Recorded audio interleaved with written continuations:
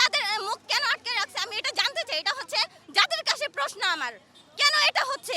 এই যে মুসলিম এই শিশুটা মারা গেলে এটা আমার সন্তান, এটা আমার সন্তান। এই শিশুটা মারা গেলে আমার কোনো আফসোস নাই, কিন্তু মসজিদুল আকসা, আমাদের কলেজের টুকরা মসজিদুল আকসা, ওটার কিছু হইলে আমরা বাঁচবো না, আমরা বাঁচবো না।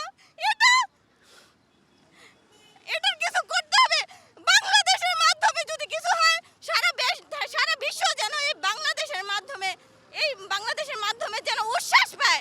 বাংলাদেশে কি করণীয়, বর্তমানে কি করণীয় সেটা করতে হবে। শায়েখ আহমদুল্লাহ হুজুর, ওনাদের কিছু ক্ষমতা আছে, মিজানুর রহমান আজহারি হুজুর, ওনাদের মানে এই আন্দোলনের ব্যাপারে মুখ খুলতে হবে, জোরভাবে বলতে হবে, যাতে